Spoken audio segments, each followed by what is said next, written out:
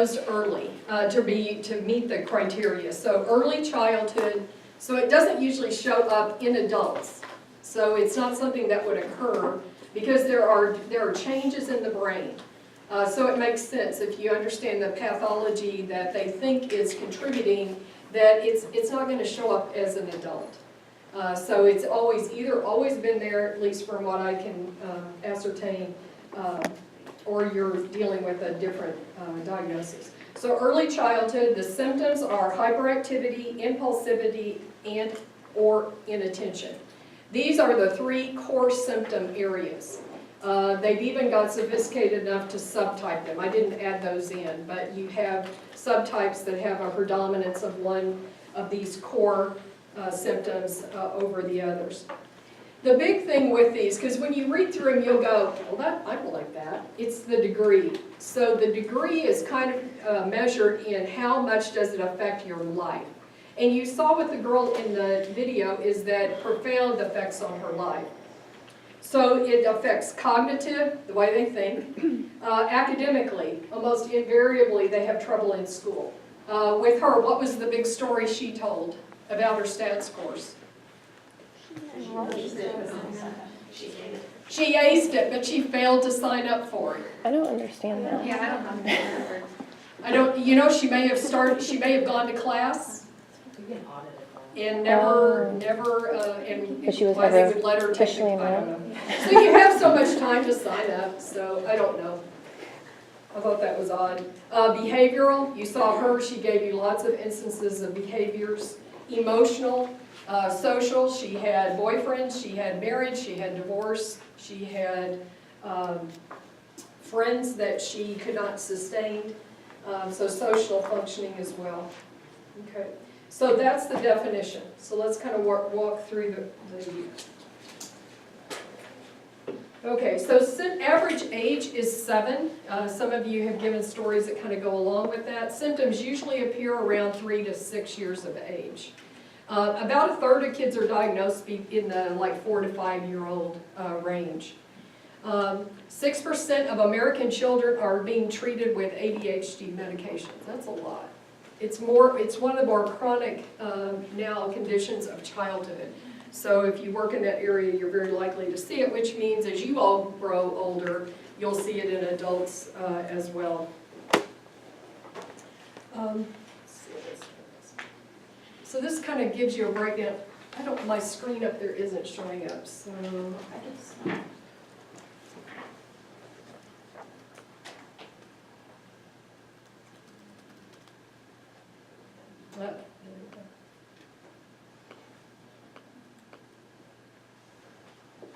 That's great. How do I get rid of that blue bar? Will that just go away? Okay. All right, so if you look on this pie graph, you see that in the 4 and 5 year olds, that's where about 30% of kids get diagnosed. And then you move into, so by 9, most kids are diagnosed at that point. Here's the breakdown of boys and girls. So boys are predominant, about 4 to 1 in terms of diagnosis and at all age groups. And so right now, the last survey that was done was in 2013, and they show about 7% of girls, 15% of boys. So that's quite a bit.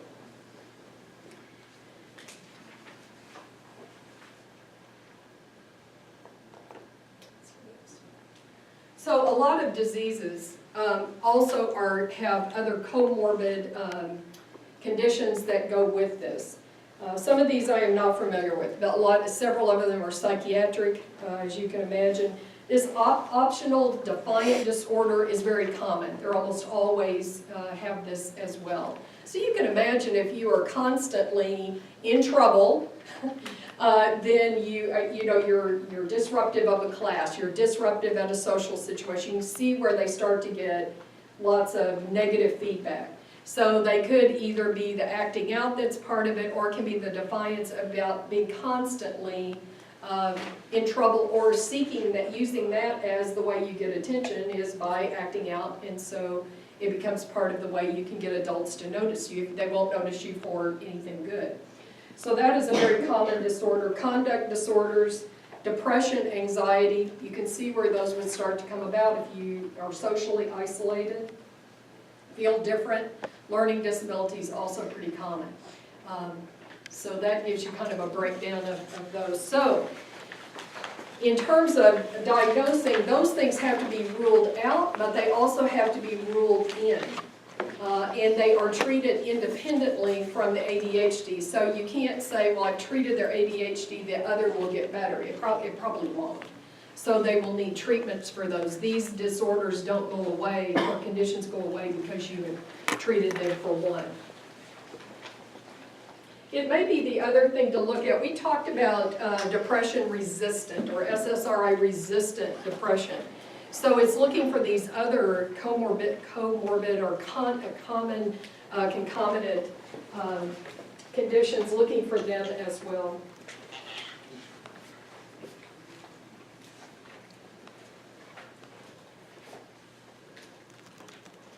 They talked about it, the other things I read is that ADHD isn't always the primary problem. Sometimes it's the secondary. One of those other conditions is actually primary as well. You go down to pathogenesis, I think it should be on your second page. Genetic factors is common in families. So if you have a parent with ADHD, it's more likely in children. Somebody mentioned that with in their family. In concordant trials with twins, very common. Identical twins, both will usually have it. Even in discordant, where you got fraternal twins, there is a higher incidence than you would see in people who aren't related. Neuroanatomy, the brain is different. I've listed all these here for you. I don't expect you to learn those, but at least it recognizes that the brain is different. The frontal lobe and temporal lobes are different. There is a reduction in size. There's also an increase in gray matter in other areas. So the brain is different. And we'll find that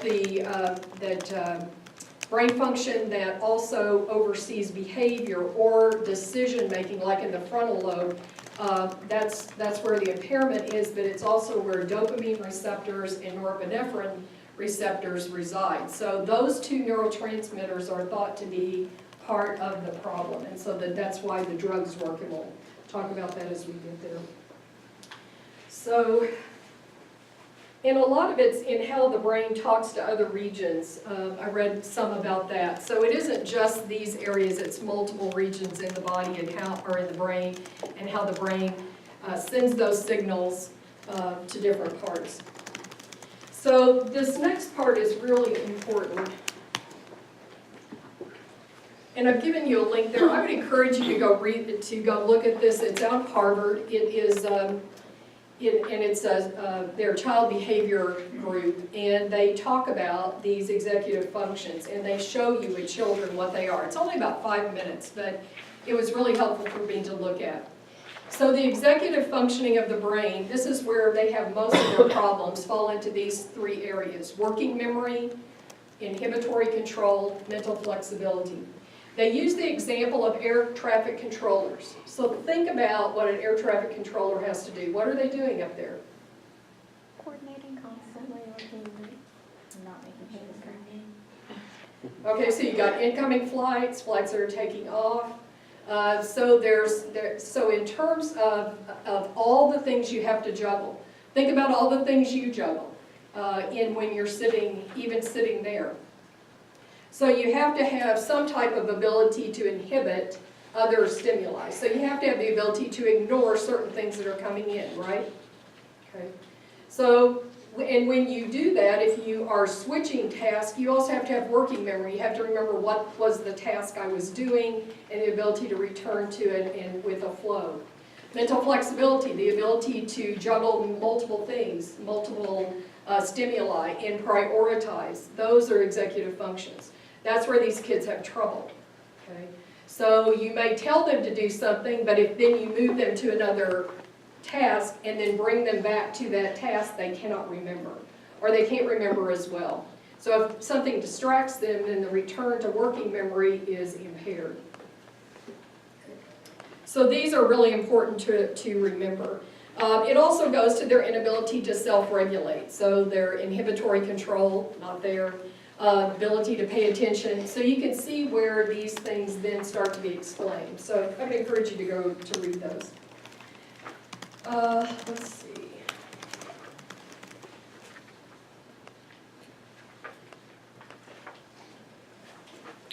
So the catecholamine metabolism, why the drugs work that work is because they are the neurotransmitters that are most involved in the parts of the brain that are in charge of these executive functions. So norepinephrine, main neurotransmitter, is the one we're going to target. We also like to target dopamine. So you see there in the third bullet, it talks about in animal studies, and a lot of this stuff is still out of animal studies. So there's that part that maybe doesn't always translate. But there's an increase in dopamine transporter density in some of these areas of the brain. So they clear the dopamine too quickly. And so methylphenidate, one of the stimulants we use, increases dopamine. And then the others will help norepinephrine stay around longer. So those are kind of the two pharmacologic actions that we're trying to accomplish with the drugs. Environmental influences, I put them down there because I think that these are things parents would bring up to you. So all kinds of things like food additives. And you'll see people put children on very restrictive diets. Refined sugar intake. How many times have you either said it or thought they've had too much sugar? Okay, so increase in sugars, artificial flavoring, preservatives, food intolerances. I'll tell you that there is no data that is confirmatory on any of these, but they continue to float out there in terms of investigations. There's scientific trials that are going on to evaluate these, and also in the lay public. So just to kind of be aware. Core symptoms are these: lack of attention, impulsive, and hyperactive. Usually these are going to be called out to a provider by a parent or usually a teacher. Since kids spend a lot of time at school, usually teachers are really good in terms of pointing out the behavior. Somebody said that it was a teacher that helped get them to a diagnosis. They also become your friends, and they become the eyes that you need in terms of response. So getting teacher reports from about once a child is started on medication is really going to be part of your evaluation of response. Okay, so looking at some of these, hyperactivity, impulsivity, they're in the middle. So excessive fidgetiness. Okay. I thought, this is me, because Dr. Burton's always going, will you keep your hands still? Because when I'm sitting in the car, of course you have to drive with him to know, that's my nervous energy, because he's a very aggressive driver, so I'm always tapping that finger. Difficulty remaining seated when sitting is required. So a lot of it's school. They can't stay in their seat. Feelings of restlessness. So in adolescence, this becomes a more difficult time to diagnose or to monitor. Inappropriate running around or climbing of children. So you'll hear that on parents. Climbs over everything. Difficulty playing quiet. Difficulty to keep up with. Always seems to be on the go. You know, to me, this is just like boys. So I can see where it's sometimes hard to figure it out. Excessive talking. That would be Dr. Britton. Difficulty waiting a turn, blurting out answers too quickly, interruption or intrusion of others. So those are some examples. So usually hyperactive, impulsive symptoms are noted by the time kids are 4. And then by 7 or 8, these start to decline. And then it's the impulsive ones that continue through life. So just kind of give you a picture of that.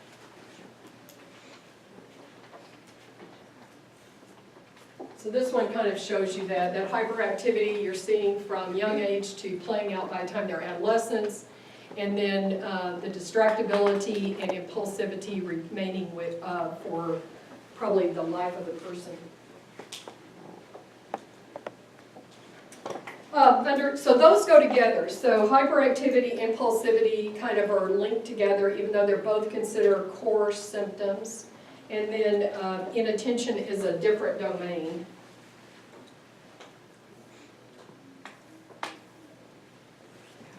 So inattention, disorganized, lack of focus, difficulty giving our attention to details. I can see where this shows up about 7 or 8 years old. Just watching my son go through grade school, about the time they get into that age group, they will start making them, they'll write down their stuff on the blackboard. Here's what you have to do this week. Write it in your planner. Because they start giving kids things to keep track of what they're supposed to do very early. So I can see where this would then start to show up there as well. Reduced speed of cognitive processing and responding. Typical presentation complaints center on cognitive or academic problems. Don't get their work done, never finish, don't sit still, talks in class, bothers his classmates. I thought it was interesting that they brought up that children that are born early, so like before the 32 weeks gestation, tend to have more problems with these. So you're going to see a lot of those in your life because we can keep those kids are viable and they make it to adulthood. So these kinds of symptoms are listed there under inattention. Symptoms of inattention include failure to pay close attention to detail. They're careless. Difficulty maintaining attention in school, in play, home activities. They buzz from one thing to another. Seems not to listen even when directly addressed. So you can see, you can sit here and go, okay, I've done that, or my kids do that, but it's a clustering. It's multiple things, and it's to the point where it interferes with their ability to do things in life, either for them, their self-care, their at school, or with their home, with their playmates. Difficulty organizing tasks, avoiding tasks that require constant mental effort. Loses objects required for tasks and activities. Easily distracted by irrelevant stimuli. Forgetfulness in routine activities. So these are apparent about the age of 8 or 9. Again, I think it's because in school that's when they start to transfer some of those things to kids. And the kids that can't do it become pretty known. So usually about 2nd grade, they start giving, everybody starts the day with maybe you all did this, they didn't do it with us, but, so everybody starts the day with a green card. Did y'all do this in school? If you act out, don't do something right, what happens? You get flipped to blue. If you keep acting out, you get flipped to yellow. And if you really act out, it's to red. So what they usually do in class is that if everybody stays green, and the more days that everybody stays green, you get something. You get a pizza party, you get extra playground time. You flip to blue, it's bad because everybody in the class, it's peer pressure. So I can see where this then now becomes apparent. Lifelong problems. So inattention, impulsivity continue, hyperactivity tends to go down. Impaired functioning. So to meet the criteria, the core must impair function. Either in school, ability to keep a job, ability to keep friends, maintain relationships. Okay. So, hold on just a second. I'm going to finish this page, then we'll take a break. And this will finish the kind of the background. So evaluation is very comprehensive. I don't know who they require do this. One of my nephews by marriage had this, and he had to go, they sent him to a specialist who took him through a battery of tests. I don't know if pediatricians do this. I don't know. I didn't get a chance to ask. But it will cover medical. Is there a medical reason for their, almost always psych want to know, have you ruled out every medical? I've had them send me back referrals. It's like, rule this out before I'll even look at them. So medical problems, developmental, are they on task? Are they achieving their developmental milestones?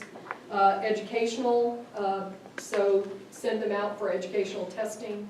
They can tell you a lot about how kids process information. And then a psychosocial evaluation. And then identify other disorders that either are coexisting so they can be treated as well. So getting down to the diagnostic criteria. So this is in DSM-5 and it carries a diagnosis. So for kids, for under 17, they must meet 6 or more of the hyperactivity and impulsivity, or 6 of the inattention. Okay. For adults, it's a little bit less. For 17 and older, it's 5 in the one category or 5 in the other. In addition to that, there is one other criteria. One is how often it occurs. It has to be present in at least one setting, so it's helpful if it's at school, or more than one, sorry, school and home. Persist for at least 6 months, be present before the age of 12. Impair function in, again, school, social, or their job. Be excessive for the developmental level of the children, because a lot of this is age-related until their brain can grow a little bit. In addition, other physical, situation, mental health conditions could account for symptoms must be excluded. So I read this, I thought, well, they've come a long way, because this is pretty specific now. I think that if you meet all these criteria, you can be assured that there is a very high likelihood that this is the condition that you're dealing with. Questions or comments? You all have had a lot of context for this. Does that seem to ring true? Okay. All right, so let's take a break. We'll come back and start with the